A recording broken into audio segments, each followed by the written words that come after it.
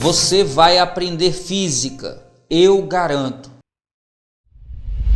Fera, a gente já conversou que algumas grandezas físicas, como intervalo de tempo, temperatura, intensidade de corrente, energia, são grandezas que podem ser definidas a partir de uma quantidade apenas. Basta apenas que eu tenha um valor numérico associado a uma escala. Essas grandezas são chamadas de escalares. Contudo, algumas grandezas precisam, além dessa quantidade, dessa intensidade mais unidade, é preciso também uma orientação geométrica, uma indicação de direção e de sentido. Essas grandezas são chamadas de grandezas vetoriais. E para defini-las a gente usa um ente matemático chamado vetor.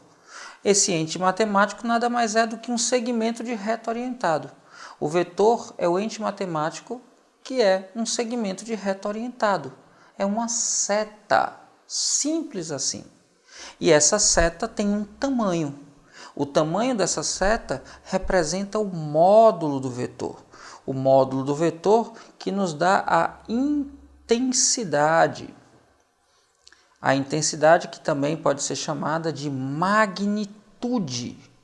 A magnitude, intensidade ou módulo é o valor numérico mais a escala, mais a unidade. Então, quando eu digo 10 segundos, 10 é o valor numérico, segundos é a unidade e 10 segundos é a intensidade. Só que aí, quando a gente está falando de grandezas vetoriais, a gente também precisa de mais do que isso. Por exemplo, se eu falo numa força de 10 newtons, 10 é valor numérico, newton é unidade, mas isso não caracteriza a força completamente, porque eu posso aplicar essa força para cima, aplicar essa força para baixo, aplicar para um lado, aplicar para o outro. Então eu preciso de uma direção. A direção é sempre um eixo, é sempre uma linha. Então, a direção é horizontal, direção é vertical, direção é paralela, direção é oblíqua. E o sentido nos dá a indicação de onde para onde. Ele nos indica a orientação da direção. Ele diz de onde para onde. Então, eu tenho uma força de 10 newtons na horizontal da esquerda para a direita. Pronto. Eu caracterizei completamente a força, dizendo a intensidade, a linha e para onde. Então, toda vez que você tiver dois pontos, você pode ligar esses dois pontos através de um segmento de reta. Esse segmento de reta nos dá a direção. Agora, quando você aponta, coloca uma flecha, orienta esse segmento de reta, por exemplo, assim, você cria um segmento de reta orientado de um ponto inicial para um ponto final. O ponto inicial é a origem, o ponto final é a extremidade do vetor. Então, A é a origem, B é a extremidade e de A para B, só o segmento, isso aqui indica o tamanho, a orientação é que é dada pela seta. Então, aqui eu tenho a origem, aqui eu tenho a extremidade, e aqui eu tenho a direção do vetor. É o segmento AB. Quando eu boto a flecha, aí essa seta indica o vetor. Eu tenho aqui um vetor de tamanho AB, orientado de A para B, da origem para a extremidade. Muita atenção, porque a gente pode representar um vetor também num plano cartesiano pelas suas medidas de largura e altura. E aí a gente diz que está utilizando os versores. Imagine que eu tenho essa representação aqui. De novo está aqui o ponto A, de novo aqui o ponto B, e aí eu tenho esse vetor.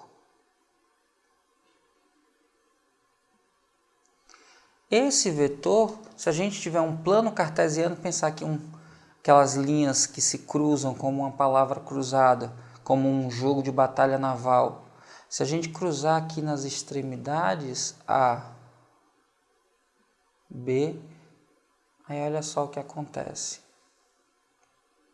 A gente tem essa medida aqui e a gente tem essa medida aqui, ó. Essa medida aqui é como se a gente estivesse dizendo em x o valor dela. Essa medida aqui é como se a gente estivesse dizendo em y. Só que como a gente vai orientar, aí essa medida aqui a gente bota um j. E essa medida aqui a gente bota um i com um chapeuzinho. Então a gente tem uma representação semelhante à representação cartesiana, só que a gente agora vai usar para o eixo que corresponderia ao eixo y, a gente vai usar j, e que corresponderia a x, a gente vai falar de i. É o que a gente chama de base canônica. E aí, se a gente chamar esse vetor aqui por uma letra minúscula, esse vetor aqui, para dizer que ele é um vetor, a gente bota uma seta orientada da esquerda para a direita. A gente pode escrever esse vetor v, dizendo que esse vetor v tem uma largura x e uma altura y. E a gente diz então que esse vetor é dado por um valor x no eixo y e um valor y no eixo j. A gente escreve dessa forma. E o módulo desse vetor vai ser encontrado calculando a raiz quadrada do quadrado da largura e do quadrado da altura. Encontrar essa linha como se fosse a hipotenusa de um triângulo retângulo. Então vai ser o valor de x ao quadrado mais o valor de y ao quadrado. Bora dar aqui um exemplo. Imagine que eu diga que um certo vetor tem largura 2 para a direita, vou botar mais, tem largura 3 para a direita e tem altura 4. Então eu diria que esse vetor é o vetor representado por 3i com chapeuzinho mais 4j. Ele está apontando 3 para a direita, 4 para cima. O módulo desse vetor, o tamanho desse vetor vai ser encontrado fazendo a raiz quadrada de 3 ao quadrado, que é 9, mais 4 ao quadrado, que é 16. 9 mais 16 dá 25, raiz quadrada de 25 é 5. Então, o tamanho desse vetor tem 5 unidades. Lembrando, em i, tudo que for para a direita é positivo, todo vetor apontado para a esquerda fica negativo.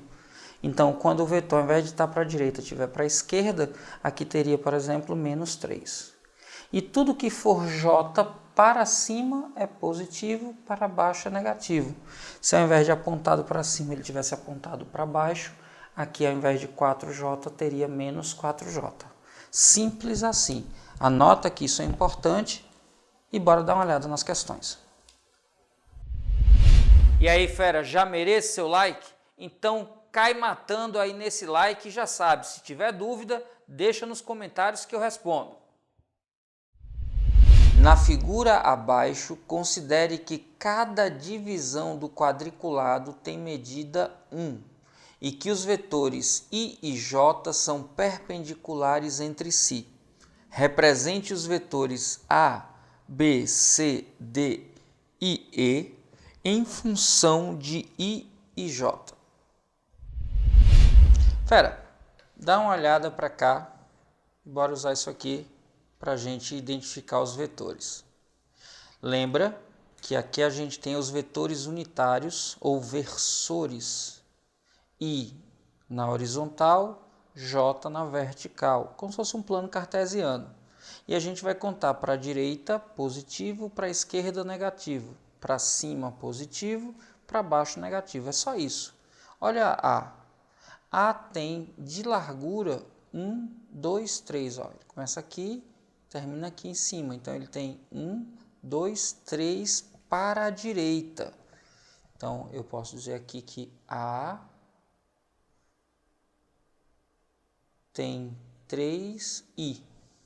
E de altura, 1, 2, 3, 4 para cima. Então, é para positivo. 4J. Quando a gente olha aqui, está dizendo que eu tenho 3 de largura e 4 de altura. Para a direita, para cima. Só isso. Vamos dar uma olhada agora em B. Se a gente olha para B, a gente já vê que B está apontado para a esquerda. Então, a gente já sabe que aqui, onde tem I, vai ser negativo. Veja que B tem 1, 2, 3 de largura. Então, é menos 3i. E ele tem aqui para cima 1, 2. Como é para cima, positivo. 2J. Olhando para esse valor, a gente sabe que são 3 para a esquerda, 2 para cima. Simples assim. C é um vetor que está apontado para a esquerda. Então, eu já sei que aqui em I vai estar negativo. E eu tenho 1, 2, 3 quadradinhos para a esquerda. Então, menos 3i. Além disso, ele também está apontado para baixo. Se é para baixo, o J vai estar negativo. E eu tenho 2 para baixo. Menos 2J.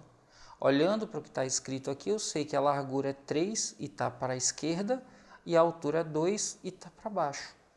Esses dois são muito parecidos, só que um aponta para cima e o outro aponta para baixo. Pelos sinais a gente vê isso. D.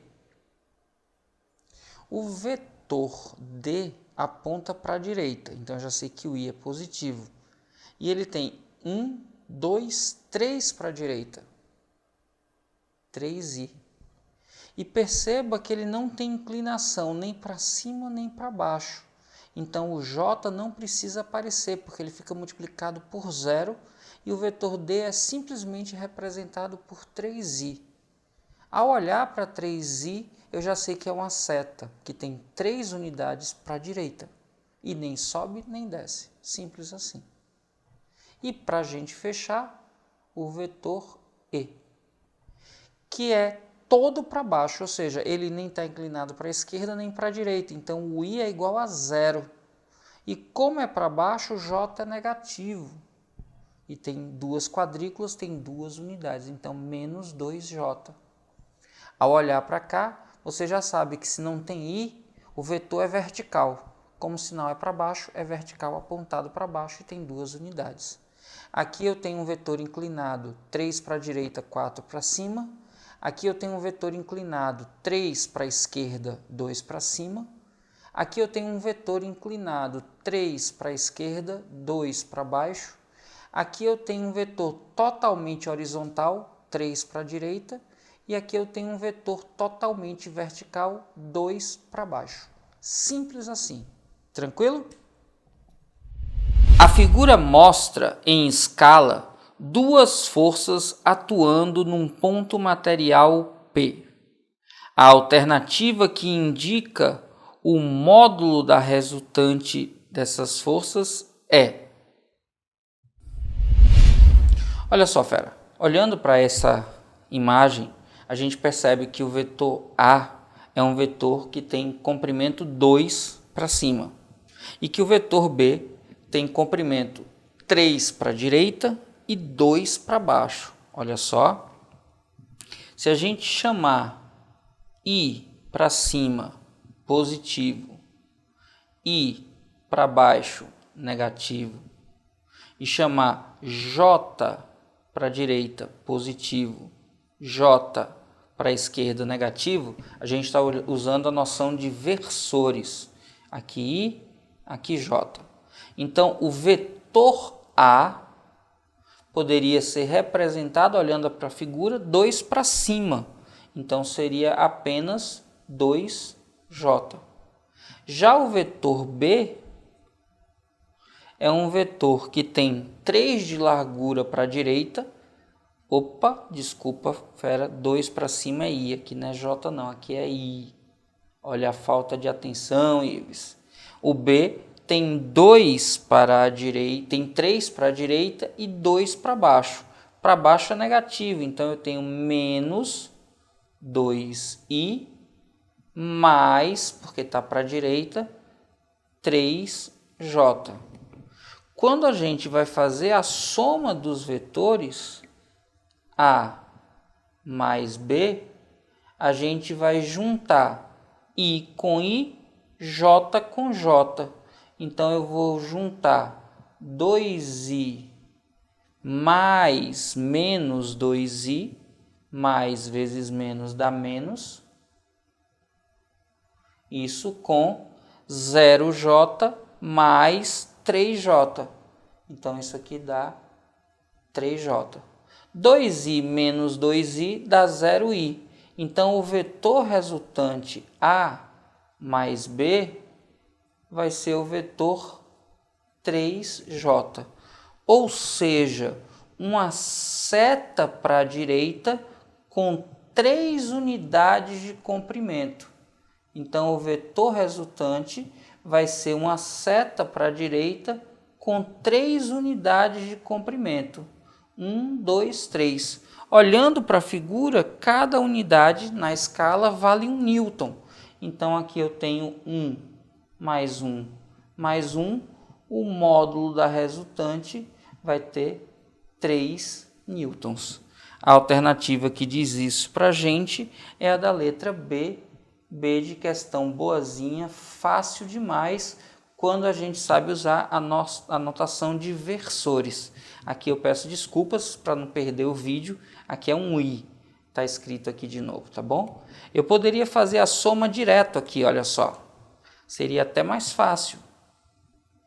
Se eu somasse aqui, ó, A mais B, já vou chamar isso aqui de R, isso aqui seria 2I menos 2I dá 0, sobra aqui direto 3J, que é um vetor para a direita com 3 unidades de comprimento. Simples assim.